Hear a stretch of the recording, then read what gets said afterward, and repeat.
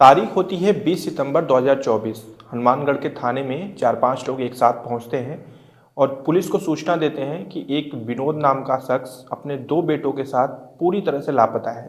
उसका सुबह से कोई अता पता नहीं चल रहा है। पुलिस को जब ये पता चलता है तो पुलिस छानबीन शुरू कर देती है और पुलिस को कुछ लोग ये बताते हैं कि विनोद को उन्होंने इंदिरा गांधी नहर की तरफ जाते हुए देखा था।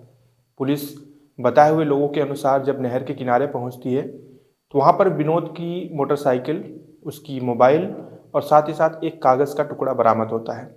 पुलिस को ये संशय हो चुका था कि कहीं ऐसा तो नहीं है कि विनोद अपने दोनों बेटों के साथ इस नहर में कूद गया है।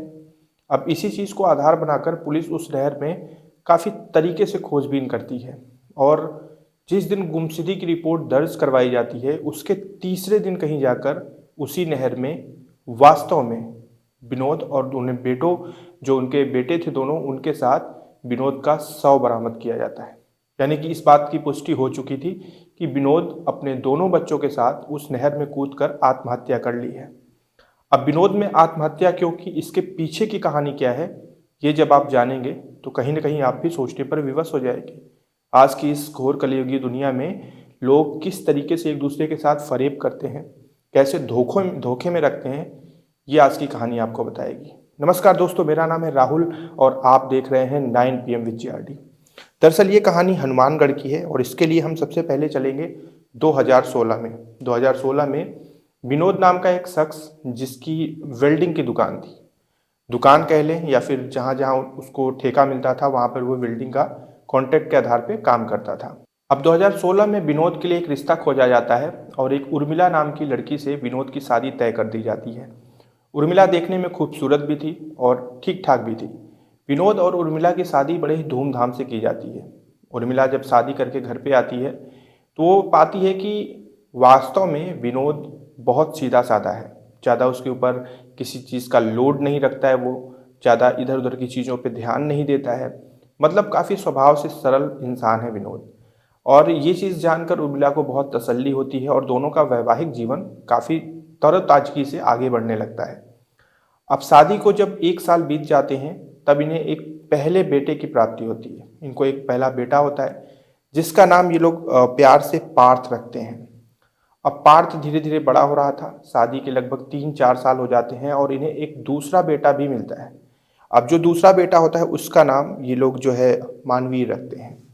अब देखा जाए तो विनोद की का जो परिवार है वो पूर्णतः कंप्लीट हो चुका था, क्योंकि विनोद और उनके 2 बेटे और साथ में साथ उसकी पत्नी उर्मिला, 4 लोगों का ये एक संपूर्ण परिवार। विनोद की माँ भी वहाँ पे रहती थी। घर में किसी तरह की कोई अनबन नहीं थी, सब कुछ बड़ा सही तरीके से चल रहा था। विनोद का जो वेल्डिंग का काम था वो धीरे धीरे प्रगति पकड़ पकड़ रहा था। अब विनोद को क्या था कि एक साथी की जरूरत थी, कि कोई एक साथी साथ में मिल जाता तो वेल्डिंग में वो कुछ सहायता करता, तो फिर अब प्रक्रिया और आगे हम लोग बढ़ाते हैं, अपना ये जो रोजगार है इसे और स्ट्रांग करते हैं। तो विनोद को एक जो है नेतराम नाम का शख्स मिलता है, उससे विनोद की मित्रता हो जाती है और दोनों वेल्डिंग का काम बखूबी करने लगते हैं। अब सिलसिला धीरे धीरे आगे बढ़ता है और जो नेतराम है वो स्वभाव से काफ़ी हंसी मजाक करने वाला, यानी कि ठिठोलिया टाइप का इंसान था। अब वो विनोद के घर आने जाने लगा। जब भी कभी मौका मिलता था तो विनोद उसको कहता था कि तुम मेरे घर आ जाओ, खाना वाना यहीं खा लेना, आराम से साथ में चलेंगे। अब सिलसिला आगे बढ़ रहा था लेकिन नेतराम का विनोद के घर पे लगातार आना जाना शुरू हो चुका था। जब भी नेतराम आता था तो वो उर्मिला को भाभी भाभी कह के संबोधन करता था और खाना पीना खाता था, मौज मस्ती करता था, चला जाता था। लेकिन आने जाने से कहीं न कहीं उर्मिला और नेतराम के बीच में नज़दीकियाँ बढ़ने लगीं और नज़दीकियाँ इस कदर बढ़ी कि इन्होंने ज़्यादा वक्त भी नहीं लिया और दोनों ने एक दूसरे के साथ शारीरिक संबंध भी बना लिया। अब कहीं न कहीं विनोद को ये बात पूरी तरह से पता ही नहीं थी। उसे तो ऐसा लग रहा था कि नेतराम उसका एक अच्छा सहयोगी है, उसका पार्टनर है और घर पे वो आता है, उसकी पत्नी को भाभी-भाभी बोलता है, थोड़ा बहुत हँसी मज़ाक करता है और चला जाता है। लेकिन उसे ये नहीं पता था कि इसके पीछे जो नेतराम है उसका जो नेचर है, उसकी जो प्रकृति है वो बहुत गंदी है। अब ये सिलसिला बहुत धीरे धीरे आगे बढ़ने लगता है। अब नेतराम को जब भी मौका मिलता है वो विनोद के घर पहुंच जाता है और उर्मिला के साथ अपने प्रेम प्रसंग की नैया को लेकर आगे बढ़ता है। अब धीरे धीरे करके ये बात खुलना शुरू हो जाती है और एक दिन तो ऐसा भी होता है कि विनोद वापस लौट रहा होता है और इस चीज़ से उर्मिला और नेत्राम दोनों अनजान थे। उनको लगा था कि विनोद अभी नहीं आएगा, लेकिन विनोद वहाँ पहुँच जाता है और वो रंगे हाथ दोनों को पकड़ लेता है, नेत्राम को और अपनी पत्नी उर्मिला को। इसके बाद वो काफ़ी इस चीज़ से नाराज़ होता है, खफा होता है, लेकिन इसके जस्ट विपरीत उसके साथ होता है, क्योंकि उर्मिला और नेत्राम मिलकर विनोद को डांटने और धमकाने लगते हैं। ये इस चीज़ को कहने लगते हैं कि अगर तुमने किसी को बताया या फिर तुमने इसका विरोध जताया तो इसका दुष्परिणाम तुम्हें और तुम्हारे बच्चों को भुगतना पड़ेगा। अब जरा सोच कर देखिए कि वो बच्चे सिर्फ विनोद के नहीं थे, वो बच्चे उर्मिला के भी थे, लेकिन वो औरत अपने बच्चों को ही इस बात को कह रही थी अपने पति से कि अगर कुछ भी कहीं पता चला तो तुम्हारे बच्चों को मार काट के फेंक दिया जाएगा। विनोद काफ़ी डर चुका था, लेकिन वो ये चीज़ भी जानता था कि जो भी हो रहा है गलत हो रहा है, इसका विरोध करना चाहिए।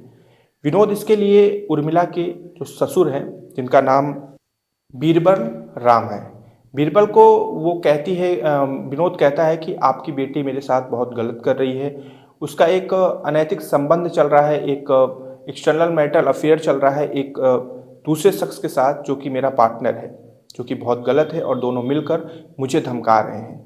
अब इस बात पर कहीं ना कहीं विनोद के ससुर को विनोद का समर्थन करना चाहिए था और अपनी बेटी को डांट फटकार लगानी चाहिए थी, लेकिन हुआ इसके जस्ट अपोजिट, इसके विपरीत हुआ। जो बीरबल नाम का शख्स है, जो विनोद का ससुर था, वो उल्टा ही विनोद के ऊपर चढ़ बैठा। उसने उल्टा ही उसको डांटना शुरू कर दिया और इस चीज़ को कहा कि मेरी बेटी जो भी करती है सही करती है और तुम इस बीच में मत पड़ना, नहीं तो वाकई में तुम्हारे बच्चों के साथ बुरा हो जाएगा। अब यहाँ पर विनोद पूरी तरह से टूट चुका था, पूरी तरह से डर चुका था।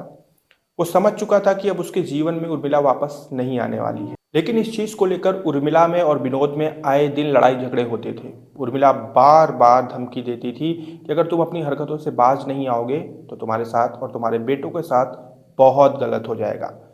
खैर, विनोद अपनी ज़िंदगी किसी तरीके से काट रहा था, लेकिन कुछ ही महीनों बाद जो उर्मिला होती है वो अपने प्रेमी यानी नेत्राम से प्रेम विवाह कर लेती है।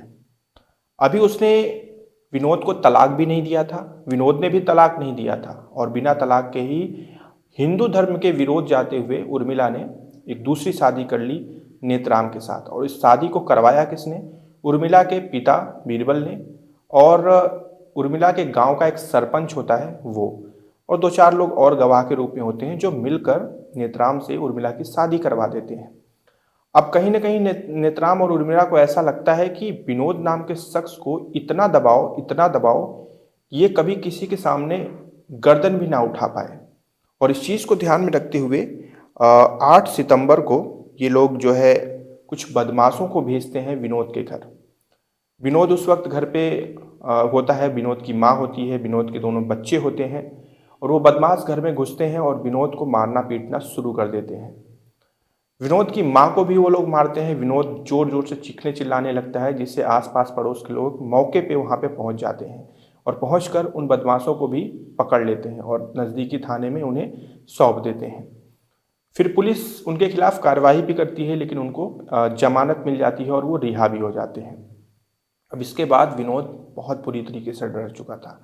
विनोद के अंदर एक ऐसा डर आ चुका था कि वो समझ चुका था कि उसका जीवन शायद यहीं तक है, क्योंकि आगे उसके जीवन में कुछ बचा ही नहीं है। और इस चीज़ से टूटकर विनोद 20 अक्टूबर को अपने दोनों बच्चों को लेता है अपने साथ में, क्योंकि विनोद अपने बच्चों से बहुत प्रेम करता था और उसे पता था कि अगर वो अकेले गया तो शायद उसके बच्चों की दुर्दशा हो जाएगी, उनका देखभाल कौन करेगा, और शायद हमेशा देश दुनिया वाले उनके बच्चों को ताने देते फिरेंगे कि तुम्हारा बाप मर गया, तुम्हें छोड़कर चला गया, तुम्हारी माँ ने किसी और से शादी कर ली, तुम्हारी माँ भी धोखेबाज निकली। इन सारी चीज़ों को मद्देनज़र रखते हुए विनोद दोनों बेटों को लेकर 20 अक्टूबर को इंदिरा गांधी नहर पहुंचता है और अपनी बाइक वहां खड़ी करता है, अपना मोबाइल वहीं रखता है और उसके कुछ कागज़ थे जेब में, वो निकाल के वहीं रखता है और उन दोनों बच्चों के साथ नहर में छलांग लगा देता है। बचने की कोई गुंजाइश नहीं थी, क्योंकि वहाँ पर कोई मौजूद नहीं था जो इन्हें बचा सके। और उस घटना के थोड़ी देर बाद थाने में इनकी गुमशुदगी की रिपोर्ट दर्ज करवाई जाती है, जो कि विनोद के जो आसपास पड़ोस के लोग होते हैं वो लोग मिलकर करते हैं।